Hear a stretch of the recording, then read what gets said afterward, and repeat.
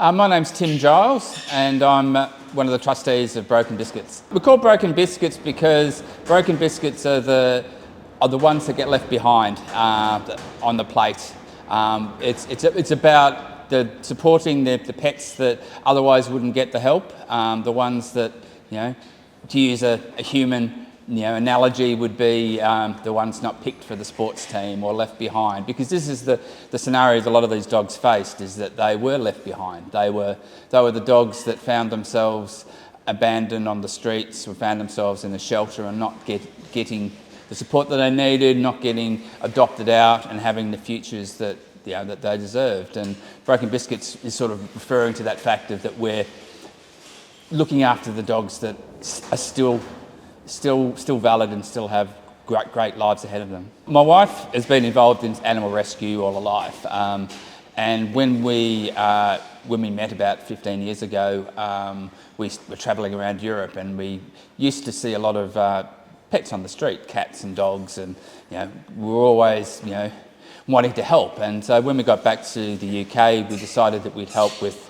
spay and neuter programs, going out and helping with other rescues, trying to solve the problem at source, stopping them breeding, therefore reducing the number of stray dogs. And while we were doing that, we encountered a lot of disabled dogs in shelters that were being kept alive but weren't really having any prospects of being adopted out or really having meaningful lives. And so we thought there's got to be something to do about that, so we adopted one.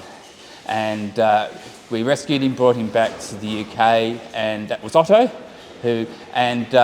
we fell in love with him and decided to keep him.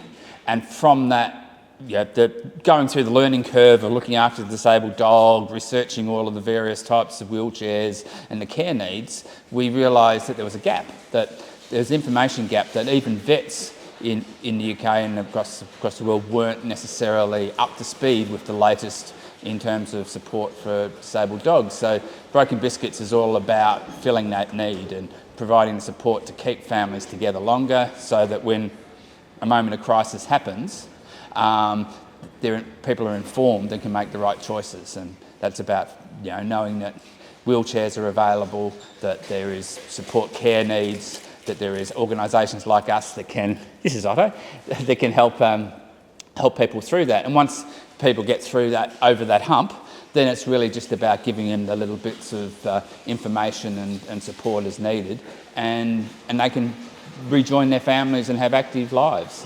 So you source these wheelchairs and loan them to families or individuals who would like to keep their dog mobile and alive. Yes. Throughout the remaining years they've got.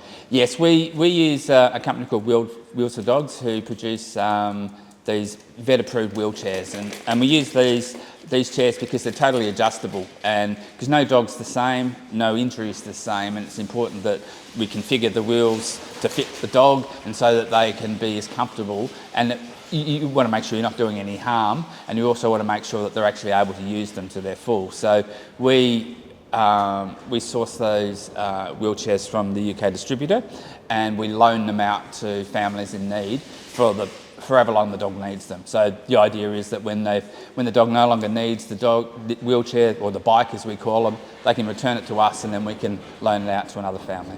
And this is not a service just for people living close here in Lincolnshire, but across the whole country you can supply. No, we're UK-wide. We started in London.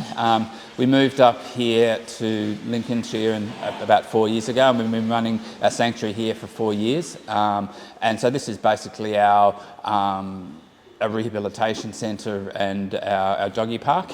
We've been running this for about 4 years, and this is the place where people can come and have their wheelchairs fitted, and actually then have space to be able to learn how to use them, gain confidence, and also interact with other dogs, socialise, things like that, which is important to actually have the space, because it's always hard to do that on a busy high street or in a shop or in a confined space. So we give that flexibility to be able to actually do that, and also the vets and the other vet professionals can come here to actually provide the extra knowledge that's needed. To survive, of course, like any charity, you need people to get involved and support this. So how can they do so? We do. If you're interested, we financial support, where you can donate through either our website or the Facebook. We have there's donate buttons on that where people can actually donate straight away. We're also always in need. We actually have a sanctuary here where we're actually looking after 19 disabled dogs and 4 disabled cats. So as you can imagine, there's quite an expensive uptake in terms of looking after that. So in terms of things like food and bedding, things that we always need, duvets we found as a cost-effective way of providing bedding to dogs that we can wash. So we're always looking for donations of blankets, bedding, towels, dog food, things like that, because that helps us meet our day-to-day operational costs as well. So it's if you've a need for one of these wheelchair devices, yeah, or if you'd like to make a donation, it's all on Facebook and your own website. Yes? Exactly. And if you think that you might be able to help in terms of developing the sanctuary itself, in terms of the driving school and the race course and the other things like that, we actually have. We're interested in talking to local businesses about getting, sponsorships and things like that for areas we're wanting to do. We've got lots of ideas about what we're going to do. This space here as well, which is going to be our play barn, but it's also going to be more of a community centre. So we're looking to develop this into somewhere that actually gives back to the community, where other community groups can come and use the facilities to actually help and actually learn more about what we do as well. So I'm Zoe. And I'm Leo. And we're from Wolverhampton in the West Midlands. I'll start. So Leo wanted to raise some money, and he chose to do that for disabled dogs. It had to be disabled dogs, didn't it, Leo? Why was that? Because I feel really bad because they don't get to do all the things that most normal dogs get to do. I did a 10-kilometre walk to raise money. So basically, the day before we arrived at our accommodation, we made sure to have a good sleep before we went on our walk. Then we started, and about halfway through, I started getting a blister on my foot, which wasn't very good, so we had to stop. But and then we got lost, so we ended up walking another kilometre. So it was actually 11 kilometres. Whose fault was that? Right.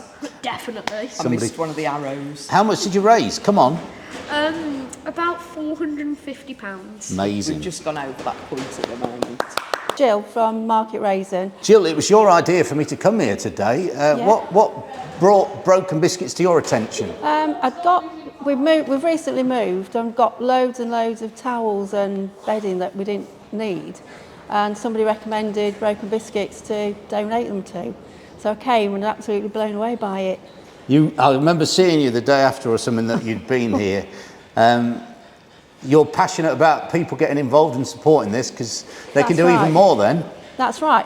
I'm the treasurer of Market Raisin Lions Club, and I did bring it to their attention. And we did raise quite a bit of funds for them, which we donated a few weeks ago. I think they do a fantastic job. I mean, these dogs are disadvantaged, and a lot of them would probably be put down for no particular reason. So they're giving the dogs hope, and also owners as well. So training the owners as well as the dogs to live a full and active life, really. So I think it's amazing what they do. And you can see the dogs are so happy, aren't they? They are, yeah. Just like normal little dogs, really. They play together, have a bit of a fight now and again, and they're absolutely fantastic.